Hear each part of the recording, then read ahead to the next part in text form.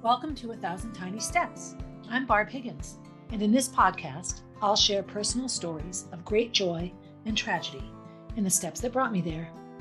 I have become adept at tracing them backward to find the origin of an event, good or bad, that has affected my life. I have gone from being on top of the world with Division I All-American success to being unable to get out of bed with the grief of losing a child and everything in between. I am painfully honest, which can make people uncomfortable, but discomfort brings growth, and oftentimes tragedy brings joy. So, tie, buckle, slip on, or lace up your shoes and join me as we begin our 1,000 Tiny Steps. Hey everybody, Barb Higgins here on this sunny February day. I see we record podcasts on sunny February days lately. February 21st, this is episode 26 of 1,000 Tiny Steps. So I've been having a hard time. The first two seasons for me were stories. Sort of every episode had like a beginning and an end, or was a little part of a story. This season has been a chunk of my life, but not so much what was happening day to day, but events and how they affected me. And a lot of this is also framed in my reading of the book, The Body Keeps the Score, which I know I mention all the time. I'm sorry if you get sick of hearing about it. But it's one of those books that you can't sit down and read in a day. When I read fiction, I sit down and I read the book cover to cover. I have a very hard time not doing that. So I don't read often because I don't usually have time to spend the entire day reading a book. Having said that, this book has been tricky for me because first of all, it's very sort of scientifically written. So you have to concentrate. It's not like easy reading. And then for me, so much of it hits home that it takes my breath away and I have to put the book down. This past week has been tricky for a number of reasons. And I couldn't really put my finger on it in the beginning. I'm getting a lot done. Like I'm learning and growing as somebody that works on my own schedule. I've always really relied on an external schedule to keep me on track and on task. And even then, I'm a last minute Lucy. I wait until the last minute to finish things. I've been a bit overwhelmed with some work things around the podcast, I want to start a monthly newsletter and like an email, that sort of thing. And I want to get back to blogging, writing. These are things that it's time for me to do. And what do? Is I immediately fill my life with things that will make me too busy to do these things. And this past week or so has been eye-opening for me. I coach at a CrossFit gym. The owner and I aren't always on the same page around my role as a coach there. And it can be very, very troubling for me. So whenever anyone calls out, I immediately respond and say, yes, I'll do it because I love coaching. I love being in the gym. I love being around people. I love helping people succeed. Gets me out of my house a little bit, and I'm very driven in the CrossFit community to coach. But if I've already blocked out my day and a class becomes available because somebody's called out sick, really what I should do is not respond and not cover the class because I've already blocked out that period of time for something else. A couple of times I've done that now where I've chosen to go coach. So then I think to myself, okay, well then let me stop the podcast and not have an online presence and I'll just be a CrossFit coach. But that doesn't sit right with me either. So those kinds of things have been coming up. The other thing that has been coming up is I keep having a lot of cross references with things. I'll have a conversation with somebody about something, or I'll read something in the book, and then I'll go to a completely unrelated place and start talking with somebody, and up comes that very same topic. Of course, a lot of this episode for me has talked about trauma and the trauma brain, how people like me who have gone through lots of trauma relate and function in life. And so yesterday I'm on the rower and with a good friend of mine, Pam, and we're talking along and she goes, what I found out, that people that have traumatic childhoods really, really seek drama in their adult lives. They look for it. And I thought, oh, that's my life right there. People think I seek drama, but I'm a drama queen and I want it. And really, so I explained to her that, yes, that's very true, but it's not that they want the drama because they thrive on it. It's the only thing that they're familiar with. So it calms them down. Lots and lots of times, people that have been raised in chaos need to keep chaotic. It's the only way they have a sense of how to function and how to be okay in it. Once it gets too quiet, everything falls apart. And it's like the stories I told about the Vietnam vets that would commit crimes to commemorate the days their friends all died, or, the sexually abused little girl that grows up and does drugs and sleeps with 50 people or is a hooker or a prostitute. Because why would they do that? Well, they're recreating the trauma because it's how they function. And it really, it's so logical to me when I look at some of the things I've done in my life. And it makes no sense to somebody that doesn't have this kind of trauma, a really traumatic event. And not everyone recreates it, but we recreate things that make those feelings arise because we're used to those feelings. So for me, the way I dealt with my abuse as a child was to get crazy busy and be frenetic. And what have I done my whole entire life? Just gone from one thing to the next to the next. So in my growth as a podcaster and hopefully an online presence and maybe a public speaker one day, the foundation leader for a foundation in honor of my daughter, these are things that are important to me. And in the journey of doing this on my own, what I find is that to the outward eye, it looks like I do everything I can to sabotage progress. 50 other things come up. It was in the fall that my friend Amy said to me, you always have something that you have to work on first before you can do the next thing. Really got me thinking, like, my goodness, that's true. I always have something else that I need to finish first before I can start. And I catch myself in this language because oftentimes how we talk can dictate how we act. Before I get started, I have redid my notes here. I want to talk a little bit about the coincidences that I've been having lately that I think they aren't. So I talked about The Blind Side, and that movie has now been on TV. Like every time I'm channel surfing, there's The Blind Side on like 5 different movie channels. Now, I know that's just a coincidence, but I had just talked about The Blind Side. Boom, there it is. In looking at all the coincidences that seem to come up in my life, the conversation at the gym, and it's the same thing. I'm starting this CrossFit class for people that might not want to do a lot of barbell lifting. And I've met like 4 new clients and 4 new people interested in CrossFit, and all of them would be a great match for this class. So I started thinking about all these, the blind side thing. How is this all happening? And there's actually a syndrome, a phenomenon called the Bader Meinhof phenomenon. And what it is it explains why all of a sudden we keep seeing the same thing over and over. So you have a conversation with your mother and you go, I think I want to buy an orange car. And you go and look at cars and you buy an orange car. And then you see orange cars everywhere. You never saw them before. Now you see them all the time. So I talked about The Blind Side and I put the TV on and now all I see in the guide is The Blind Side, The Blind Side. That could be looked at as like a really strange coincidence. So like, oh my God, that's so weird. I remember when I first found out I was pregnant. Suddenly I saw pregnant people everywhere. It's like, wow, I didn't know everyone was pregnant. Before I did the episode about The Blind Side, I hadn't really thought about that movie for a long time. So it wasn't present in my subconscious. It wasn't like floating around my quiet mind while I was doing other things. It was nowhere. So I talk about it. So now it's in my mind. It's a present memory. So then I go on the TV. Oh, The Blind Side, The Blind Side. So the more I see it, the more I think about it, the more I see it. So, oh, I'm pregnant. So now I'm thinking about pregnancy. Now I notice other people who are pregnant. I might not have even noticed them before, or it might not have mattered to me.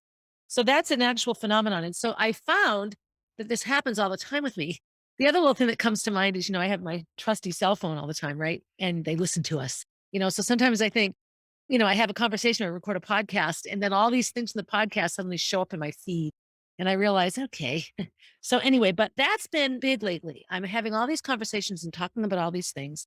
And then I run into people I've talked about, or I see something on TV that's similar to what I just spoke about or talked about with somebody. It's been really, really intense for me. The other thing that's been intense for me here in the past couple of weeks, and actually in the whole process of doing this podcast, is I'm spending a lot of time outwardly talking about traumatic things, talking about having Jack, talking about losing Molly, talking about Roy, talking about losing my job. These are things that I've just shut my mouth and tried to just carry on. And I have so many other things I could talk about. I have a lot to say about my own depression and postpartum depression. I have a lot to say about substance abuse, alcohol and drugs for me.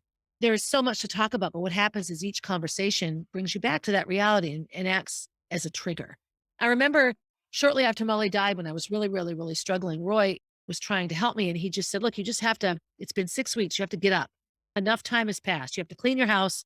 You have to move on. Like 6 weeks. I think of having my foot cut off. I couldn't walk on my stump in 6 weeks. It would take such a long time to be able to put a prosthetic foot on there and walk around. And at 6 weeks after Molly's death, I was still sitting perfectly still.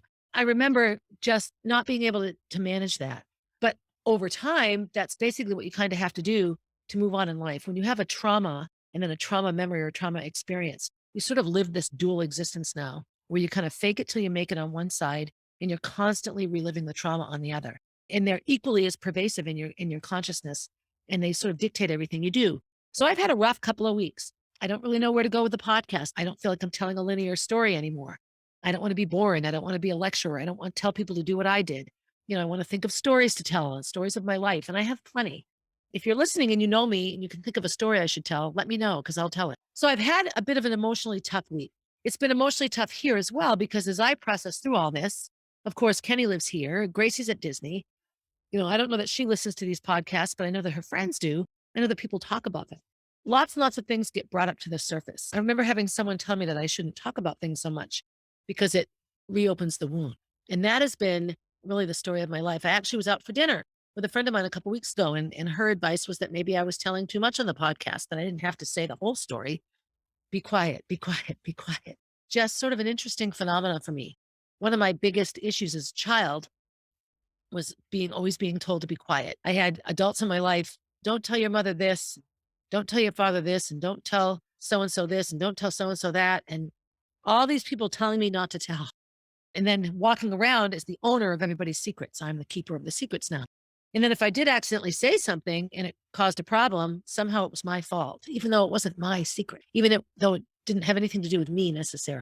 So all of these things are coming up for me, this dual existence. I put on a good face in a CrossFit gym and I'm happy and I'm coaching and I am happy, but I have so much going on in my head. I wake up in the morning and that's a hard time for anyone that's trauma related. You have about a millisecond of being okay. And then you're right back into all of a sudden you remember everything bad that's going on. I have Jack and how do I create a good life for him? And we all sort of fall into habits of behavior. And Kenny is like, oh, we can do this again. We can be the fluffy family. And I don't feel like a fluffy family at all. I think that would be very disingenuous of me for people to think that we're okay. We're not okay. Are we unsafe for a child? No, we're wonderful parents. Jack is the happiest baby in the history of happy babies, and he brings happiness to us and to all who meet him. But this process, this podcast process, I guess this episode is about me explaining to you how it makes me feel and what comes up for me. I also have so many connections to prior episodes that things come back again and again. Life is just so cyclical. But a lot of it comes from this chapter in the book, and this is where I'll get started. So this chapter is called The Unbearable Heaviness of Remembering. And late in my last episode, I said, this is what the theme of this podcast is, but we didn't call it that because when I listened to that podcast as a whole, that didn't seem like a logical title. That's what this one should be called, The Unbearable Heaviness of Remembering. In The Body Keeps the Score, they talk about traumatic memory versus regular memory. And they had a bunch of people come in that had something traumatic happen. And first they were asked, please recall a memory that you will remember for the rest of your life, but that's not traumatic. Of course, what comes to mind for me would be the births of Gracie and Molly. I can think back to them. I remember with Gracie, the weather was warm. It was like the end of April. It was like a summer day. I fell asleep on the porch. I went into labor at night. We were watching Boston Public. My water broke in the bathroom. We had just eaten eggs and bacon. When we got to the hospital at 10 o'clock, I threw it all up, labored from about 10 p.m. until about 2 a.m. And then I pushed from 2 to 3. And then Gracie was born. I had popsicles. Danielle was my nurse. Dr. Salchunas delivered the baby. I have wonderful memories of that night. And when I remember it, I'm sitting here in my couch telling you about it. With Molly, same time frame, but opposite. I went into labor at 8 in the morning. It was freezing cold because it was the beginning of April. I was in the hospital by myself in the morning for a while, going through labor pains. I went into active labor in the afternoon, pushed and pushed right around 3 o'clock. Out came Molly. She was a bit different. My labor stopped. My contractions lessened. I had to have Pitocin. Out she came and had a lot of stitches. And that was a very different experience for me. But I remember with minute detail the chronology of it. The same with Jack's birth, waking up and drinking the coffee and am I having a baby and what? And then him coming out and then having lunch and how easy in many ways that delivery process and that birth was. So those are non-traumatic memories. And they tend to be big things, a vacation, a roller coaster ride, a wedding, the kinds of things in your life that you remember easily and chronologically, and you can tell the story. And then there's traumatic memories. So a traumatic memory is unbelievably different because traumatic memories, I'm going to look at some notes here. Traumatic memories are very, very disorganized. They don't have a beginning and an end. They have typically a traumatic memory starts with a vision or a smell or a sound that then creates that piece of the memory, but that isn't always the beginning of the memory. Sometimes what happens is the middle of a memory. If I close my eyes and go back to the time I'm abused, little flashes come. But what happens is I physically respond to the flashes of memory. Like right now, talking about it, my neck gets all skitchy and I get panicky and my heart's racing. I'm like, no, no, no, no, no, this, no, no, no, no, no, not again, not again. But that's not the beginning of a memory. I don't remember the day of the week. I don't always remember necessarily the dates. I know generalities. As I sit and think, now that it's, 50 years ago, I have a much calmer, more detached memory and ability to chronologically remember the abuse. But at the time, it's all over the place. When I think of my job loss, when I go to losing my job, I immediately think of an email I got 2 months into this fiasco, accusing me of yet one more thing and one more meeting and just this utter panic. I was wearing this dress, this floral dress, and it was just, I was a mess. And I cried and cried at school. And I went home and, oh, it was terrible. That's what comes to mind first. To go back and find the beginning and tell it through. I'm not there at all yet with the job loss at all. It will come.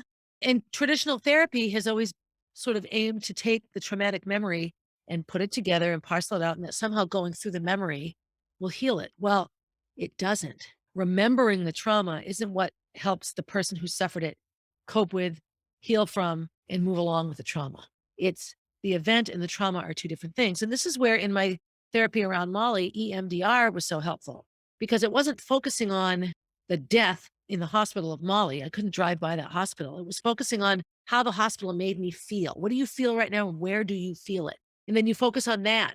And then you work through those feelings. Then you assign something else to think about or a different way to feel as you drive by. And so I can drive by the hospital now. Sometimes I still have reactions, but it's not this guttural sense of anger and panic that paralyzes me. It's just very different. This week, I have had several flashbacks to Molly's death. Weird things will precipitate a memory for me. I know, like the smell of a track that you run on a hot summer day, forever and always bring me back to Winnicott High School in the class L meet my senior year because it was just a hot, sunny day. And the track just had a smell to it. It just, you could smell the rubber. And rubber tracks were relatively new then. So it was a distinct smell. That is the memory that comes with that smell again and again and again. If when I smell cigarette smoke, I think of Ellie Dore because, a pack of Pall Malls, Jackie, my friend Jackie, and I would go get Ellie cigarettes all the time. And I think of my Grammy Higgins when I think of cigarettes as well. Those two were smokers. And so there's a smell that evokes a memory or a connection. And that's how traumatic memories are. So when I look at the unbearable heaviness of remembering, it talks a lot about how different a trauma patient is as opposed to a sort of a classically depressed or anxious or maybe somebody born with a brain imbalance, mental illness, that they really have it for no reason. There isn't a trauma involved. And it's just incredibly different. And it actually goes so far to say that maybe the diagnosis is trauma. It isn't ADHD. It isn't depression. It isn't anxiety. It isn't bipolar. It isn't any of these things. What it actually is traumatic response. Everybody does what they need to do to respond to that trauma. So I know as a little kid for me, the feeling of my body when I would go back into the memory of the abuse just makes me feel gross. And so I needed to do something. I needed to be busy so I wouldn't be thinking about my body. So I did violin and I did choir and I did all these different physical things, not necessarily sports, but things that would keep me busy and moving around and with people. I still do that now. If I can't work out for a few days, I start to get a little mental in my head. And that the actual physical reality of moving around helps me to organize my thoughts. So some of the things that have triggered me, all the discussions about Molly, and those come from this new TV show that is out. It's on YouTube now. It's done by Hearst Television, and it's all about me and having Jack and all that went in. It goes in great detail about Molly. It brings into detail Rachel Hunger, whose kidney lives in Kenny right now. It was just this incredible. They did an incredible job. But I watch it and I watch myself telling a story and crying. And then Kenny tells the story of when we found out Molly wasn't going to wake up and how nuts I went. And the guttural screaming and peeing my pants and all. These things are coming up, and they just create triggers. Trying to really solidify the Molly B Foundation. I think one of the reasons that's hard for me is it's just one more trigger that if we have a foundation for her, then she really is dead. And I know it's almost 6 years. I should know that she's dead, but it just doesn't work that way. It doesn't work that way with trauma like this. So it's put me in a very, very tricky state. Again, back to my little coincidences, my little phenomenon here. So I'm reading this chapter about the unbearable heaviness of remembering, and I'm in a time period right now with everything I'm doing, working with Jace on the podcast and the online presence. I want to start a blog and a newsletter, like an email, and this is all going to bring up many things for me, which I think is part of the process for me. This whole 1,000 tiny steps is to figure out if I can, to put some peace in my mind. Where did it all start? And maybe I'll never know, but I'm learning so much on the way anyway. That's been super helpful. So normal memories, you recall them as you stay in the present, and traumatic memories, you dissociate. You're not here at all anymore. You are actually in the place where the trauma occurred. And this is an amazing delineation for me because it's exactly right. If you ask me to explain finding out about Molly, I remember crawling on the table. I don't remember. I know that I came home and went back, and I don't know why I did that, but I did. Then I went back and I couldn't find them and they were in the ICU. And then we found out and them the table. And then we came back home again. And then we drove to like, I don't remember. I remember the purple of the sky as I walked up my street and called Roy on the phone at like 4 a.m. to say, she's dead. She's dead. She's dead. She's dead. And him just like, oh my God. And then getting back in the car and I did a Facebook post. Like I remember these specific pieces of it. And when I think of the week, I have to really think to remember what happened on what day. Fortunately, we have pictures. We have so many pictures. It's like a scrapbook of the week. It can help me put it together, but my memory isn't always the same. That's another thing with memory in general. And with traumatic memory, it can be even worse. So when an event occurs, the minute somebody tells the story of it, the memory has already changed because if I tell the story, I'm telling it with my vocabulary, my choice of words, my descriptions, which come from my emotions and my perspective. Gracie could sit next to me and see the same thing. And what she would tell somebody would be totally different because what stood out to her, what resonates with her in a memory or an event, might not be what resonates with me. This is what makes history so tricky. And I think why people feel they need to control it. Because really, a history book is only factual to the person who wrote it because it's their perspective and their storytelling of the event. And what gets brought to the top and what gets added in later comes from their understanding of what's important. In having all these triggers and things come up, I really understand now how much of my life, my silly life, is lived in a traumatic state. So I have a really significant one, quite honestly. So last episode, I talked about being ready to put the winter coats in a bin and maybe hang up the costumes in the hallway into a closet. And that I'm getting better at things. So we have this big bin of lunch boxes. And so I've been washing them, and most of them have been empty. Molly's lunchbox that she was using still sits in the butcher block where she put it. We've moved it a few times, but I had these two lunch boxes, a pink one and a green one, and they were sixth and eighth grade. Molly and Gracie, they'd been in the bottom of my hamper for months. And so I pulled them out and I chucked them in the washer. I'm like, oh, I better check the zipper pocket. So I opened the zipper pocket of Gracie's, which was the green one. And there's a cupcake wrapper that's flat, and stiff. And it was a funfetti cupcake. You can still see all the colored dots. I'm like, funfetti, gosh, that was eighth grade for her. This is that, huh? And so, of course, it went back to like this time of year, February, March, maybe Valentine's Day and all this.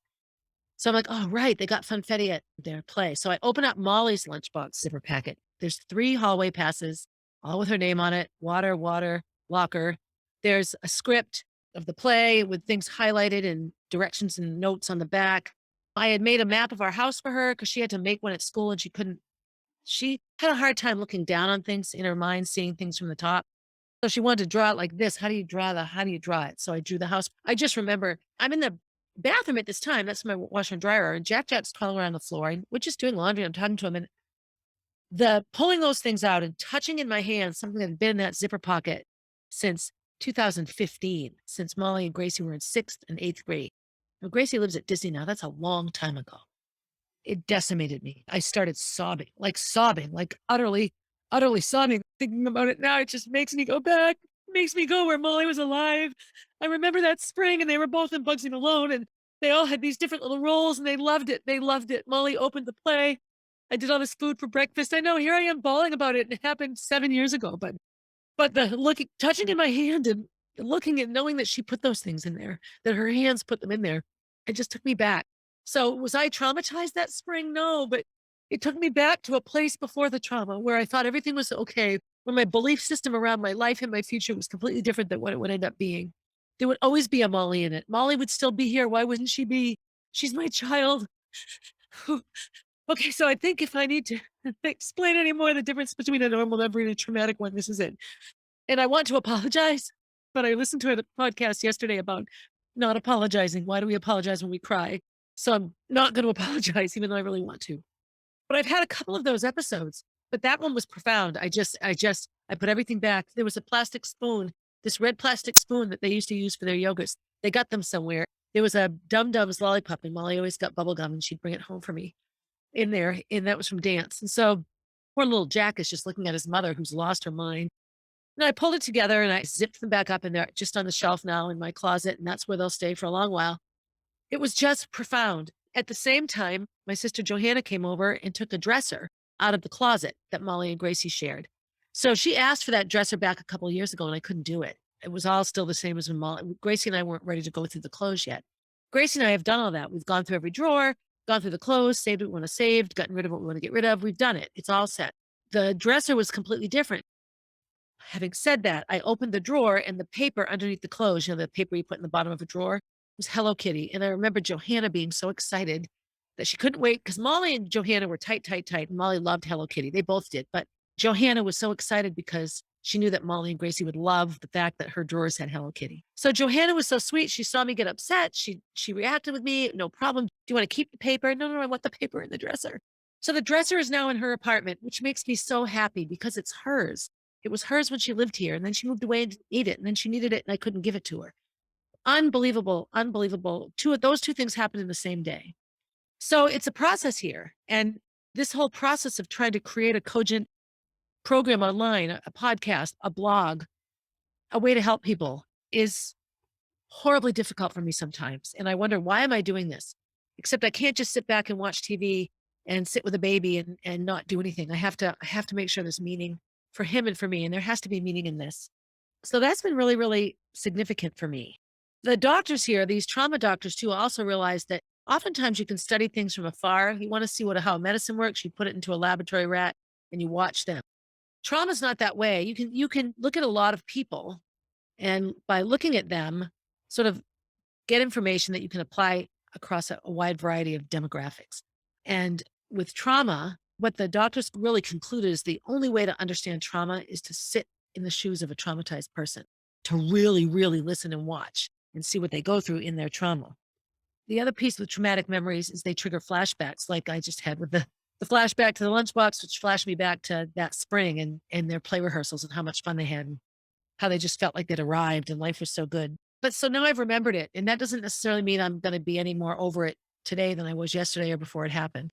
Lots and lots of times, top therapy can calm things down, but truly traumatic situations aren't necessarily cured ever. What's cured is the trauma, not the situation. You can't undo what happened. You can just cope with the trauma.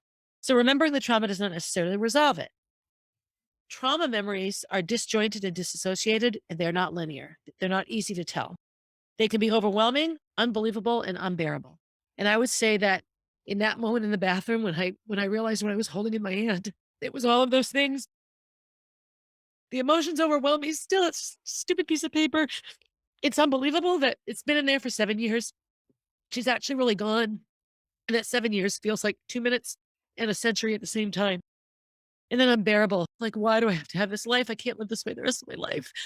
But Molly's never coming back. So part of me will live this way the rest of my life. Oh, that's really, really, really hard to take sometimes.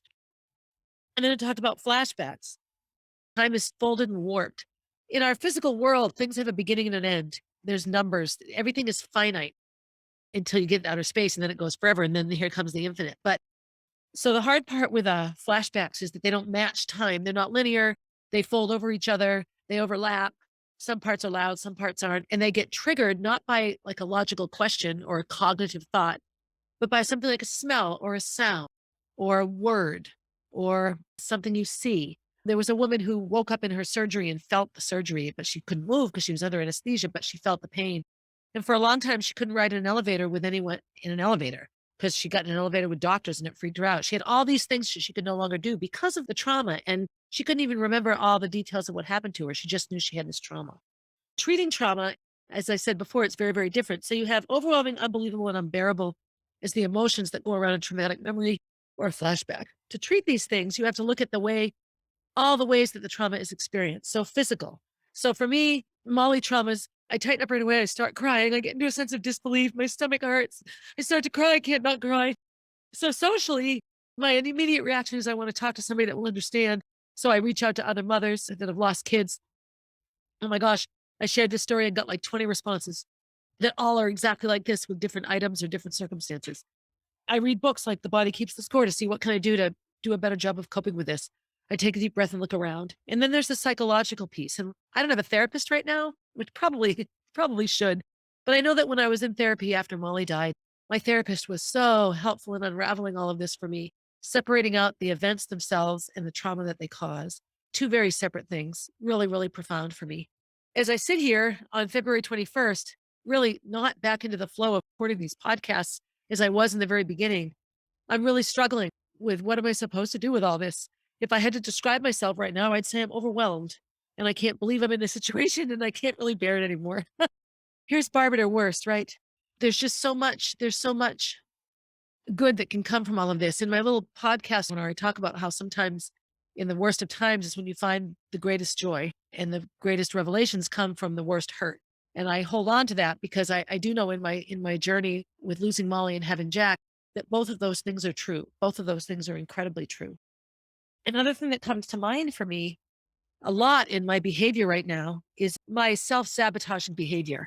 So self-sabotage, what does that mean? So when I look back on my running career, and I had a lot of talent, but I also fought asthma. And so Really, for me, I should have never ever drank alcohol or partied. I should have followed a really strict diet. I should have really, really lived a physically healthy life, and I did not. I partied on the weekends.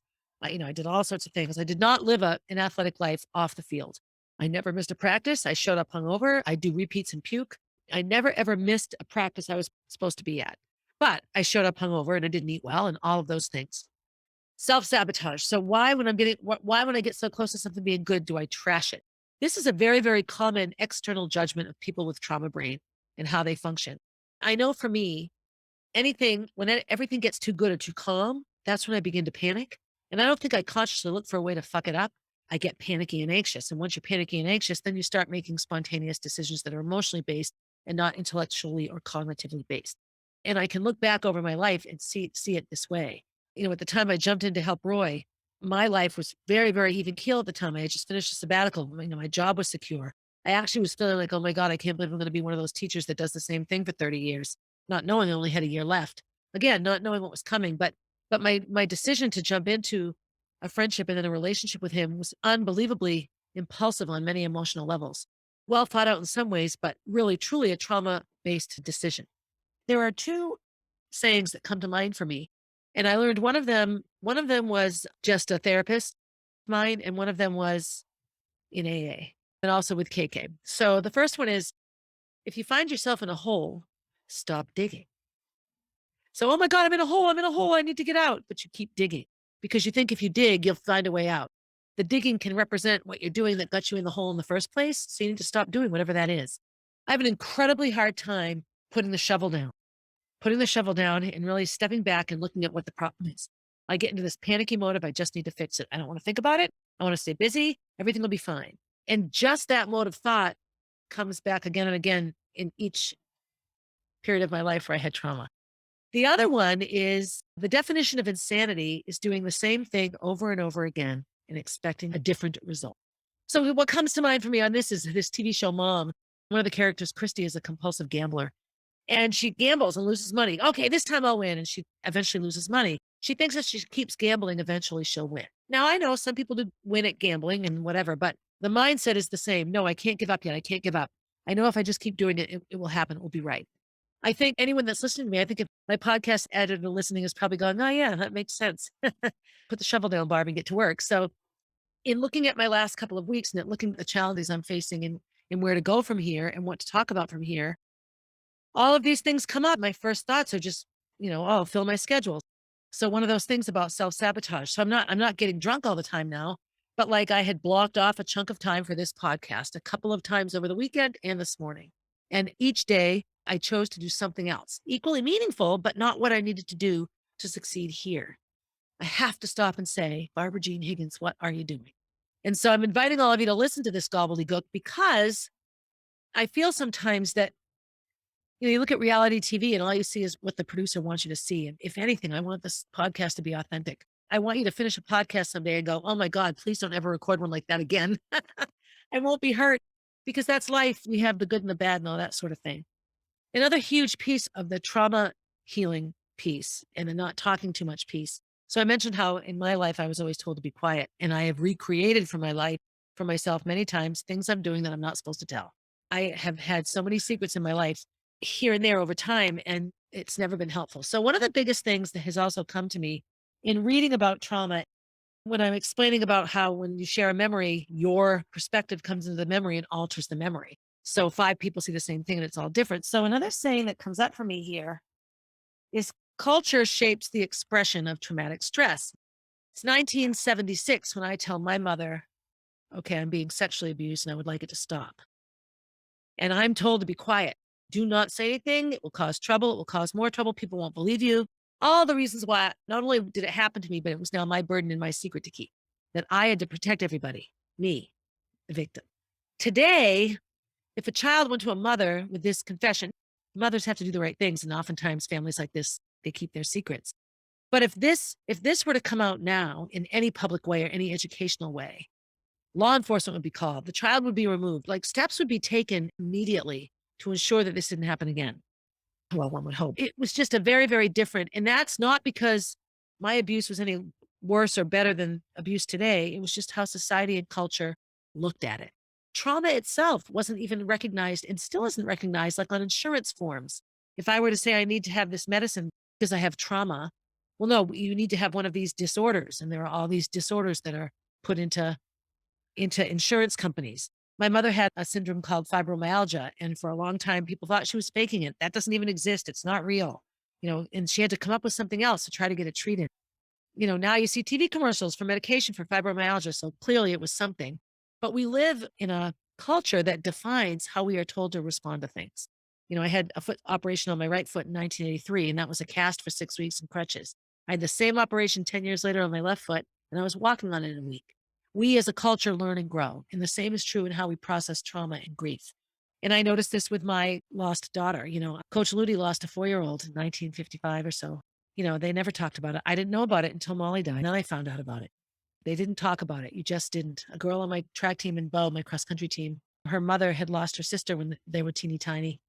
And her grandparents still cry about that. They still cry. 50 years later, they still cry. Of course you do. But there was no online. You had to go to a support group in person, but there weren't very many. It was just such a different reality. And I can't imagine living. I'm showing my cell phone here if you can't see. I can't imagine living without this, because in this cell phone are hundreds of women and men, but women for me, that have gone through what I go through. What I want to close with is that what I come to at the end of this week of, huge fight with Kenny and frustration over lack of sleep and not being comfortable with my position at my CrossFit gym and having a sore shoulder for most of the week, knowing I have a foot operation coming up and flying to Utah next week to thank the hospital for keeping me healthy enough to have Jack, and all these things that are existing in me were coming up for me, wanting to be solid and ready to have a solid newsletter and email presence and start blogging again and get the damn foundation put together. Like, I look at all this and I get utterly overwhelmed, and I realize that I have to put the shovel down. Like right now, I just have to put the shovel down and get these things done, continue in a way that's meaningful and helpful for me. I have to stop thinking that things will work this time if I keep living the life I'm living. And this has been a hard adjustment for me, a really hard adjustment. I just keep thinking I can make it work. I can do it. I can make it work. And there are things, big changes I need to make, and things I need to continue doing, and things I need to stop doing. And when I have the morning blocked off to do something, and because I have it blocked off and it means I'm home, and doesn't mean I can now go and coach a CrossFit class. As much as I want to do both, I have to really put together a schedule where I do them when I'm supposed to do them and I do them well. And I have a bit better, more manageable schedule. And why does that scare the crap out of me? I do not know, but it does. So I'm going to leave us on that. Jack, as we speak, is adorable, standing on his own 2 little feet with no hands. He is the cutest thing ever. He's got 2 teeth down here and he's growing 2 top teeth. He was 11 months yesterday. So he's almost 1. That's amazing. I'm back down to my pre-pregnancy weight, which is still about 10 pounds more than I want it to be, but that's okay. Who cares? Working out as much as I can, heading into foot surgery and such. Thank you for listening. I hope between my wonderful editor and my ability to talk cohesively sometimes that this episode makes sense and that it's helpful. That's always the big deal, that it's helpful. And I do reach out. I have people that listen that have known me for a long time. And I really, if there's a connection for you or a question you want answered or something that I can talk about, please reach out and I'll incorporate them into a podcast in a heartbeat. If you live in a warm place, get outside. If you live in a cold place, stay warm. Take care of yourself. Do something nice for somebody, but first do it for yourself. I used to end my beginning podcast that way. What's a nice thing you can do for yourself? I don't know. Anyway, as I always say, have a good day, everybody. Hey, thanks for listening and for supporting 1,000 Tiny Steps. I hope you enjoyed the episode and will continue to listen. Feel free to leave a review and share my stories with your friends. Also, please reach out if you have stories to share.